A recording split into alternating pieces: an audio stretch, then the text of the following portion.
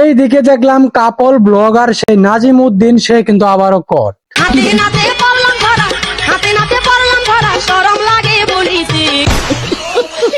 তবে আমরা বিশ্বাস করি তার সুন্দরী বউ তাকে অবশ্যই অবশ্যই জেল থেকে ফেরত নিয়ে আসবে।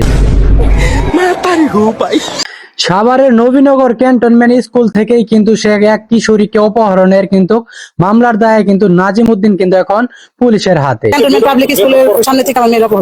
মেয়ের পরিবার যখন অভিযোগ করলেন তখন কিন্তু নাজিম উদ্দিন কিন্তু অবশ্যই বাকিটা দেখতেই পাচ্ছে।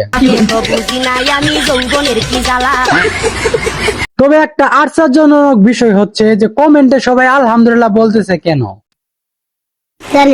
কারণ এই নাজিম উদ্দিন এমন একজন ব্যক্তি, তিনি কিন্তু তার নিজের ওয়াইফকে কিন্তু ডিভোর্স দিয়ে তার বান্ধবীকে বিয়ে করেছিলেন।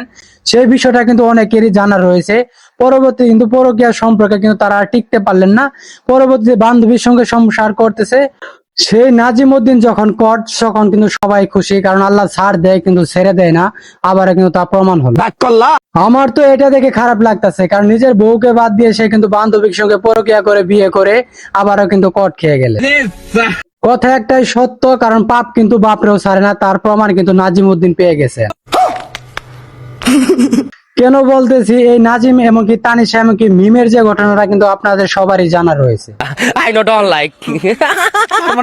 একজন বান্ধবী হয়ে আরেকটা বান্ধবী তার সংসারে ঢুকে তার বান্ধবীর সংসারটা নষ্ট করে দিল। এ কেমন বন্ধুত্ব? আসলে বন্ধু হচ্ছে বন্ধুর শত্রু, এমন বান্ধবী হচ্ছে বান্ধবীর শত্রু। বন্ধুরা, আমি এখন দাঁড়িয়ে রয়েছি ইতিহাসের সেই চরম ঘৃণিত ব্যক্তি মির্জাফরের কবরের পাশে। শুধু তাই না, বান্ধবীর জামাই সহ সংসার সহ নিচে তবুও কিন্তু শান্তি হয় না। এখন অবধি তার পিছনে পড়ে আছে। জামাই নিয়ে কি পরিমাণ ঢং করে তা আপনারা স্ক্রিনে দেখতে পারেন। তার জামাই তাকে এত পরিমাণ ভালোবাসে যে ভালোবাসার ঠেলায় সে কিন্তু ফুলে গেছে। বিশ্বাস করেন, মাঝে মাঝে এরকম ঘটনা দেখলে কিন্তু আসলে নিজেরই মন চাই যে নিজের দুইটা টুকা দিয়ে কিন্তু চমকে উঠি। আরে এরা কারা, কোত্থেকে এলো? আমি কি আসলে পৃথিবীতে আছি নাকি পৃথিবী বাংলাদেশের বাইরে? যাই হোক, তার এই ভালোবাসার টানে সে কিশোরীকে কিন্তু অপহরণ করে কিন্তু পুলিশের হাতে কট খাইছে। বাবা যায় এই বডি কি পরিমাণ, যে পরিমাণ তার জামাইকে পাম দিত একবার কি হবে মানে। হাই রে নাজিম উদ্দিন, মিমের ভালোবাসার তো দাম দিতে পারলি না, শেষ পর্যন্ত নিজে একটা ইটিস পিটিস করে বিয়ে করলি, সে তার পাম্পেরও দাম দিলি না।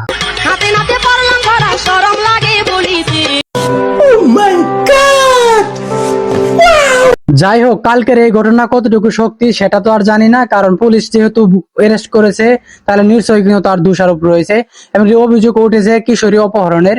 ঘটনা কতটুকু সত্যতা তা প্রমাণ করুন আপনারা কমেন্টে এসে। এটা বিষয়টা নিয়ে যদি সত্য হয় তাহলে অবশ্যই তদন্ত হোক, আর যদি তার তদন্তের উপলক্ষে তার শাস্তি হওয়া যতটুকু উচিত তার অতটুকুই শাস্তি হোক।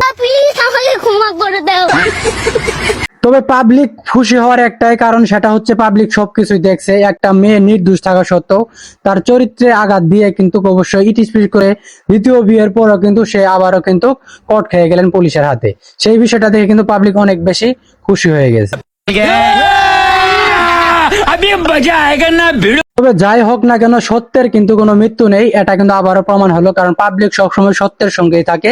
সে নাজিম উদ্দিন যে কাজটা করেছিলেন পাবলিকের চোখে কিন্তু আসলে কষ্ট, হৃদয় বিদারক ঘটনার সঙ্গে পড়ে। সে কারণে আজকে নাজিম উদ্দিনের খারাপ পরিস্থিতি দেখে পাবলিক কিন্তু আলহামদুলিল্লাহ বলতেছে। একটা কথা আছে না, পাপ কিন্তু বাপরেও ছাড়ে না, তা কিন্তু আবার নাজিম উদ্দিন প্রমাণ করে দিলেন। কারণ একজনকে কষ্ট দিয়ে কিন্তু আরেক জায়গায় কিন্তু কখনো সুখী হওয়া যায় না, এটাই কিন্তু মানুষ অবশ্যই প্রমাণ পেলেন। ভালো হয়ে যাও মাসুদ, ভালো হয়ে যাও, তোমাকে আমি অনেক সময় দিয়েছি, তুমি ভালো হয়ে যাও।